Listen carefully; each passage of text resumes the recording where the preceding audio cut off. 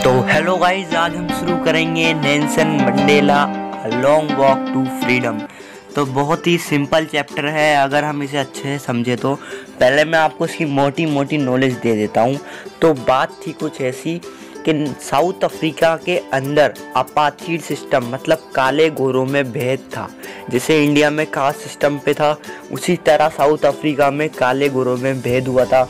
उन्हें किसी school college में नहीं जाने देते थे और लो रेस्ट्रिक्टेड बहुत सारी चीज़ें थी जो उनके साथ करे जाती थी। तो उसी के लिए हमारे मंडेला जी प्रेसिडेंट बने। फिर उन अपनी बता रहे, एक्सप्रेस कर रहे व्यू, जब वो प्रेसिडेंट बने तो उनकी जो सेरेमनी थी उस टाइम का वो व्यू ऑफ द चैप्टर। तो समरी इस तरह है कि this chapter is an extract from the autobiography of Nelson Mandela. ये ऑटोबायोग्राफी है नेल्सन मंडेला की, जो ये बॉर्न हुए थे 18 जुलाई 1980, जो ये फर्स्ट प्रेसिडेंट बने ब्लैक इन साउथ अफ्रीका के।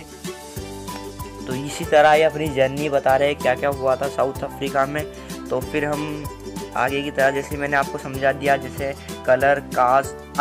10 मई 1994 the first democratic and non racial government of South Africa was installed. तो पहली नॉन रेशियल डेमोक्रेटिक आज़ादी वाली लोकतंत्र वाली गवर्नमेंट बनी ऑन 10 मई 1994 के अंदर इन साउथ अफ्रीका के अंदर। तो सेरेमनी कहाँ हुई थी? जैसे अपने यहाँ लाल किला है, तो उसी तरह साउथ अफ्रीका के अंदर सेरेमनी कहाँ हुई थी? ये सारे प्रेसिडेंट कहाँ पर थे?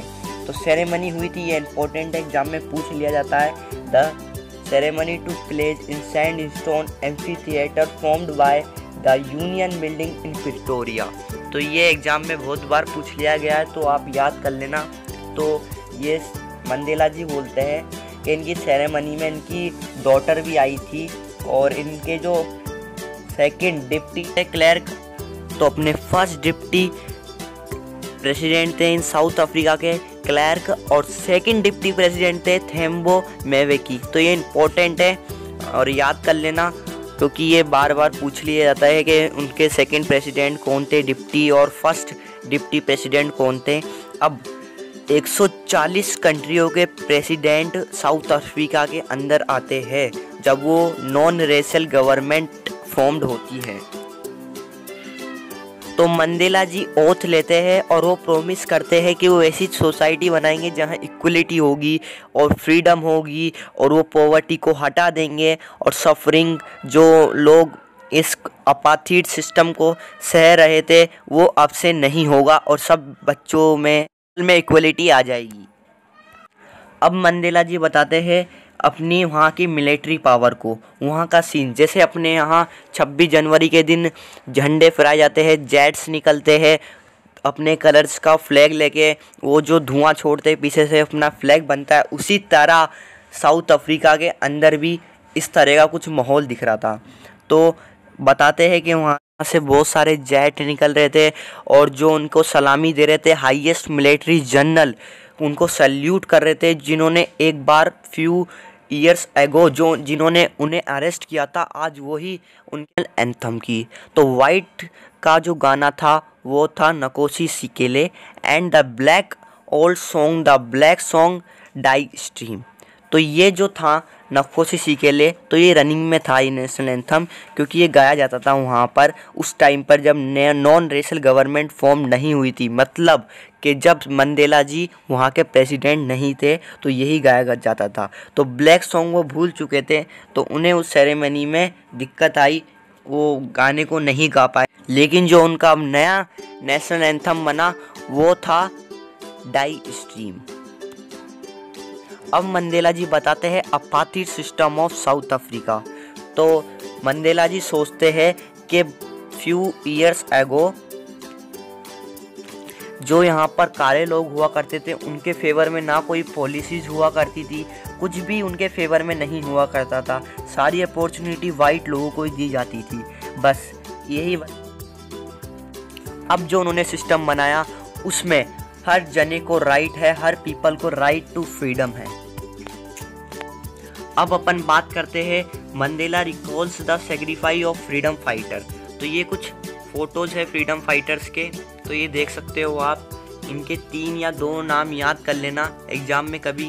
तो इस टाइम पर मंडेला जी उन फ्रीडम फाइटर्स के सेक्रीफाइस को याद करते हैं जिन्होंने अपने देश के लिए बहुत कुछ किया। जैसे इंडिया में भी बहुत सारे फ्रीडम फाइटर हैं जो अपने देश को आज़ाद कराने के लिए जान लगा देते हैं, उसी तरह ये भी कुछ फ्रीडम फाइटर्स के नाम लेते हैं और उन्हें याद करते हैं। और ये इम्पोर्टेंट एक बात बताते हैं जो इम्पोर्टेंट है एग्ज़ाम पॉइंट ऑफ व्यू से, कि जो रियल वेल्थ है कंट्री की वो उसके पीपल्स हैं। तो ये याद कर लेना, ये एग्ज़ाम में पूछ लिया जाते हैं। अब मंडेला जी एक इम्पोर्टेंट चीज़ के बारे में बताते हैं, वो है ट्विन ऑब्लिगेशन। ये इम्पोर्टेंट है, एग्ज़ाम में आ जाता है, बहुत बार पूछा भी गया है। तो मंडेला जी बोलते हैं कि हर इंसान की 2 जिम्मेदारी होती है, एक उसकी फैमिली के लिए और एक उसकी सोसाइटी के लिए। लेकिन जो साउथ अफ्रीका में पैदा होता है they can not fulfil both, वो दोनों नहीं फुलफिल कर पाता। लेकिन मंडेला जी बताते हैं कि वो अपनी इन ट्विन ऑब्लिगेशन में से अपनी फैमिली के लिए नहीं कर पाए फुलफिल। अब मंडेला जी अपनी फ्रीडम के बारे में बताते हैं। एक तो वो अपने बचपन की फ्रीडम बताते हैं और जब वो बड़े हुए, एक तो अपने बचपन की बताते हैं और एक जब वो बड़े हुए जब की बताते हैं। तो बचपन में वो बोला करते थे कि मैं बचपन में अपने खेतों में घूमा करता था फ्रीली और बुल्स के पीछे उनकी सवारी करा करता था और रात में एक पेड़ के नीचे तारों को देखा करते थे। ऐसे कि वो बचपन की अपनी हैबिट्स बताते हैं। लेकिन जब वो बड़े हुए तो उन्हें रियलाइज़ हुआ कि जो मैं अपने बचपन की फ्रीडम था जानता था वो असलियत में फ्रीडम थी ही नहीं और उनकी सोसाइटी फ्री नहीं है। तो ये कुछ कॉन्सेप्ट बताते हैं मंडेला जी फ्रीडम्स के बारे में। तो मैं इस चैप्टर को 10 मिनट के अंदर कवर करने की पूरी कोशिश करूँगा, तो लाइक ज़रूर कर देना और सब्सक्राइब करना मत भूलना, सब्सक्राइब करना तो भूलना मत। तो अब अपन बात करते हैं Mandela join African national Congress. तो मंडेला जी ने African national Congress party join करी। तो इसमें मंडेला जी बताते हैं कि जब उन्होंने ये पार्टी ज्वाइन करी तो उनकी desire to gain freedom, respect and dignity from his community. तो वो एक ऐसी सोसाइटी बनाना चाहते हैं जिसमें एक तो फ्रीडम हो और दूसरों को रेस्पेक्ट हो और एक समानता हो। मंडेला जी बोलते हैं कि जो फ्रीडम होती है वो पूरी डिजायर पूरी चेंज कर देती है लाइफ को। और मंडेला जी बोलते हैं जो डिजायर होती है अपनी फ्रीडम को, पूरी होल लाइफ को अपनी चेंज कर देती है। तो मंडेला जी बताते हैं कि फ्रीडम हमारा अधिकार है। मंडेला जी बताते हैं कि मैं अपनी फ्रीडम को एंजॉय नहीं कर सकता क्योंकि मेरी सोसाइटी फ्री नहीं है।